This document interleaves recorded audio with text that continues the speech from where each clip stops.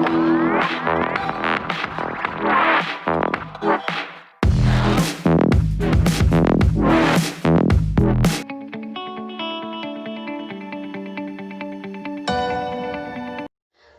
வந்து எல்லாருக்குமே ரொம்ப பிடிக்கும். அதை வீட்டில் எப்படி பண்ணுறதுன்றதை பார்ப்போம்.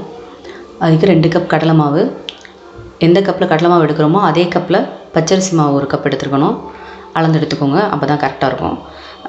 பெப்பர் பவுடர், காரத்துக்கு வந்து பெப்பர் பவுடர் 1 ஸ்பூன், 1 டீஸ்பூன் போட்டால் போதும். 5 பூண்டு பல், 1 ஸ்பூன் மிளகாய்த்தூள் எடுத்திருக்கேன். நெய் 2.5 ஸ்பூன் விடணும். உப்பு தேவையான அளவு. ஃப்ரை பண்ணுறதுக்கு ஆயில் எடுத்துக்கோங்க.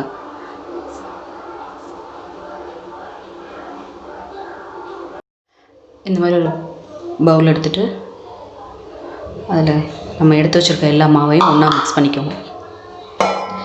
கடலை மாவு 2 cup,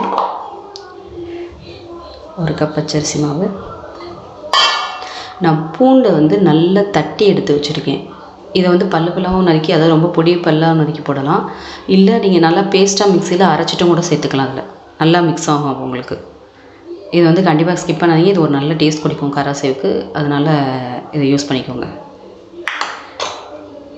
chilli powder 1 spoon, 1 teaspoon அளவுக்கு எடுத்துருக்கோம். பெப்பர்,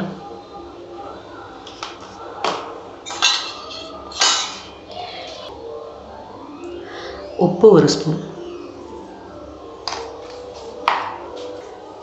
இப்போ இது எல்லாத்தையும் நல்லா கலந்து விட்டுக்கணும்னா, ஃபஸ்ட்டு இந்த பவுடர் ஐட்டம்ஸை ஃபுல்லாக ஒன்றா கலந்து விட்டுட்டு, அதுக்கப்புறம் நெய் எல்லாம் ஈவனாக ஒரே மாதிரி வர மாதிரி கலந்து விட்டுக்கோங்க.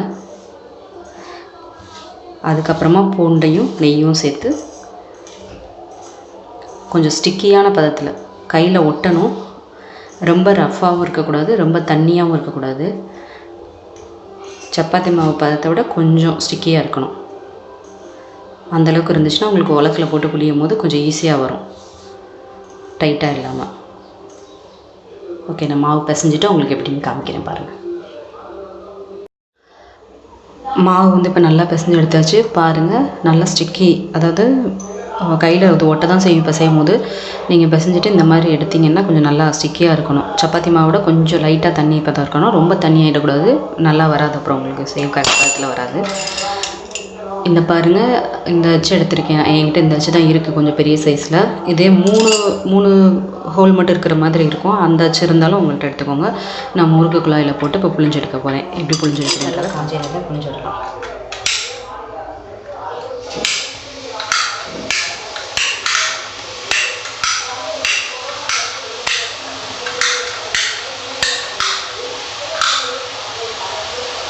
இதை வந்து நம்ம முறுக்குக்கு புளிகிற மாதிரி ஒன்றுக்கு மேலே ஒன்று விழுகிற மாதிரி புளியக்கூடாது. நல்லா கலக்கலக்க புளிஞ்சு விடுங்க, அப்போ தான் நல்லா கிடைக்கும். மீடியம் ஃப்ளேமில் வச்சு நல்லா இந்த பபிள்ஸ்லாம் அடங்குற அளவுக்கு நல்லா கோல்டன் ப்ரௌனாக ஃப்ரை பண்ணி விடுங்க.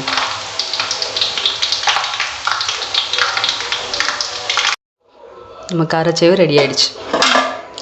இப்போ பிளேட்டில் மாற்றிக்கலாம். இதை நல்லா நொறுக்கி விட்டிங்கன்னா காராச்சேவு மாதிரியே கிடச்சிடும்.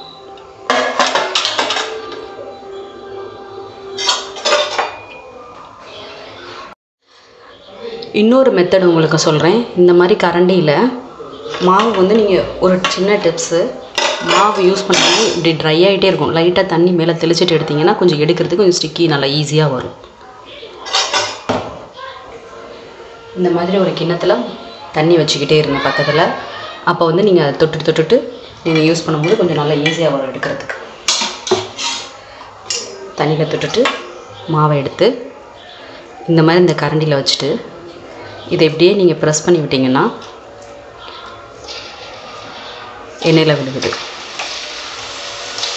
கடைகள்லாம் சேவு இந்த மாதிரி தான் போட்டு எடுக்கிறாங்க. உங்களுக்கு கடையில் வாங்குகிற சேவு டேஸ்ட்டே கிடைக்கிது. இந்த மாதிரி பண்ணும்போது டேஸ்ட்டு கொஞ்சம் கூடுதலாக இருக்குது.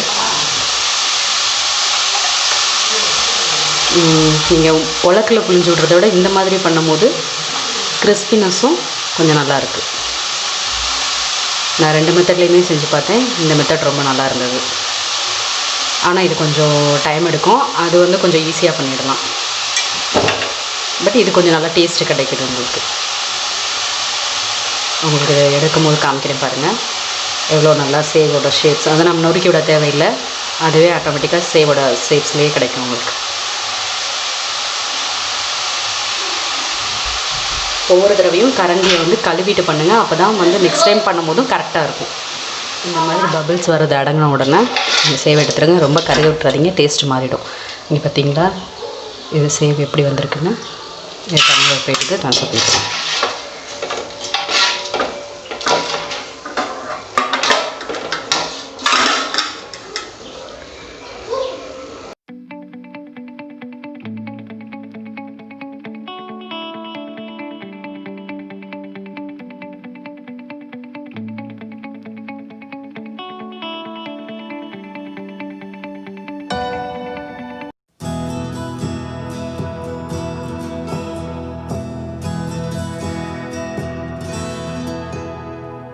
La la